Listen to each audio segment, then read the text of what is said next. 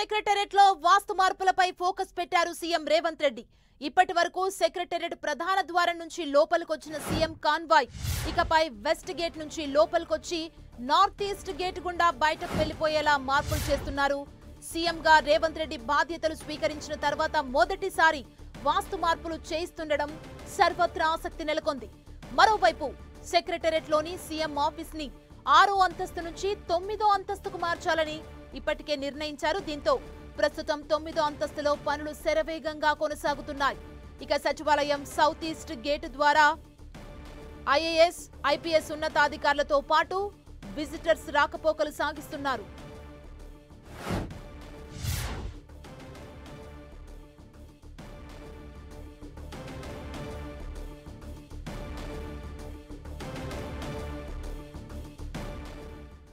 ఇదే అంశానికి సంబంధించి మరింత సమాచారం మా ప్రతినిధి కరుణాకర్ మనకు అందిస్తారు.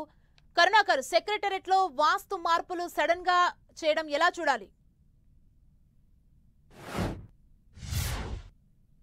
చూస్తున్నాం, లోక్సభ ఎన్నికల తర్వాత స్థాయిలో పరిపాలనపై దృష్టి పెడతానని చెప్పి ముఖ్యమంత్రి రేవంత్ రెడ్డి ఇప్పటికే ప్రకటించారు. ఆ నేపథ్యంలో పాలన సౌలభ్యం కోసం పూర్తి స్థాయిలో సచివాలయంలో మార్పులు చేర్పులు చేయాలని చెప్పి ఇప్పటికే నిర్ణయించారు. ఆ నిర్ణయంలో భాగంగా ఇప్పటికే ముఖ్యమంత్రి కార్యాలయం 6వ ఫ్లోర్లో ఉంటే 9వ ఫ్లోర్కు సీఎం కార్యాలయాన్ని మార్చాలని చెప్పి ఇప్పటికే నిర్ణయం తీసుకున్నారు. ఆ మేరకు 9వ ఫ్లోర్లో వాస్తు మార్పులకు అనుగుణంగా అక్కడ ఇప్పటికే పనులు చేపట్టిన పరిస్థితిని మనం చూస్తున్నాం. తాజాగా ముఖ్యమంత్రి రాకపోకలు సాగించే గేట్లను కూడా మార్చాలని చెప్పి నిర్ణయం తీసుకున్నారు. ఇప్పటివరకు ముఖ్యమంత్రి రేవంత్ రెడ్డి లుంబిని పార్క్ ఎదురుగా ఉన్న ప్రధాన గేట్ ద్వారా ఆయన లోపలికి రావడంతో పాటు బయటికి వెళ్ళడం అదే గేటు యూజ్ చేస్తున్నారు. అయితే ఇకపై రాకపోకలకు సంబంధించిన గేట్లను కూడా వాస్తు ప్రకారం మార్చాలని చెప్పి నిర్ణయించారు. ఈ మేరకు కాసేపటి క్రితమే ప్రధాన ద్వారానికి లాక్ చేయడం జరిగింది. ఇకపై ముఖ్యమంత్రి రేవంత్ రెడ్డి వచ్చేందుకు, అంటే సెక్రటేరియట్ లోపలికి వచ్చేందుకు వెస్ట్ గేట్ను ఉపయోగిస్తారు.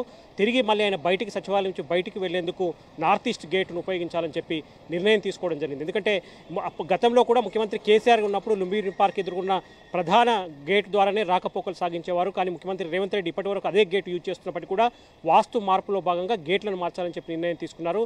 లోపలికి వచ్చేందుకు వెస్ట్ గేట్ ఉపయోగిస్తే మళ్ళీ తిరిగి సచివాలయం నుంచి బయటికి వెళ్లేందుకు నార్త్ ఈస్ట్ గేట్ ఉపయోగించాలని చెప్పి ముఖ్యమంత్రి నిర్ణయం తీసుకున్నారు. ఇక మిగతా ఐఏఎస్ అధికారులు కావచ్చు, ముఖ్యమైన అధికారులు, మంత్రులు కావచ్చు, వీళ్ళంతా కూడా సౌత్ ఈస్ట్ గేట్ని ఇప్పటికే ఉపయోగిస్తున్నారు. దాన్ని అదేవిధంగా ఉంచాలని చెప్పి నిర్ణయం తీసుకున్న పరిస్థితిని మనం చూస్తున్నాం. కాబట్టి ఇక పాలనపై స్పీడ్ అందుకున్న నేపథ్యంలో, పాలనను పరుగులు పట్టించే నేపథ్యంలో ముఖ్యమంత్రి రేవంత్ రెడ్డి పూర్తి స్థాయిలో పరిపాలనకు అనుగుణంగా సచివాలయంలో భారీ మార్పులు చేస్తున్నారు. తన ఛాంబర్ 6వ ఫ్లోర్ నుంచి 9వ ఫ్లోర్కు మార్చడంతో పాటు తాను వచ్చిపోయే గేట్లను మార్చడంతో పాటు మరికొన్ని సౌలభ్యాల కోసం సచివాలయంలో మరికొన్ని మార్పులు కూడా చేసే అవకాశం కనిపిస్తుంది. ఎందుకంటే పార్కింగ్ చాలా రోజులుగా సచివాలయంలో ఇబ్బంది కలుగుతుంది. దాంతోపాటు ముఖ్యమైన ఐఏఎస్ అధికారుల ఛాంబర్లో కూడా మిగతా సిబ్బంది కూర్చునేందుకు గాను ఫైల్స్ అన్ని కూడా, ముఖ్యమైన ఫైల్స్ సేఫ్గా ఉంచేందుకు కానీ ఇటువంటి సౌలభ్యాలు ఏవి కూడా సచివాలయంలో లేవు. కాబట్టి వాటన్నిటిని ఏర్పాటు చేసేందుకు కూడా పూర్తి స్థాయిలో వాస్తు మార్పులో భాగంగా ఈ పనులను వెంటనే యుద్ధ ప్రాతిపదికన చేపట్టాలని చెప్పి ఇప్పటికే అధికారులను ఆదేశించినట్టు తెలుస్తోంది. సుమా, థ్యాంక్ యూ కరుణాకర్.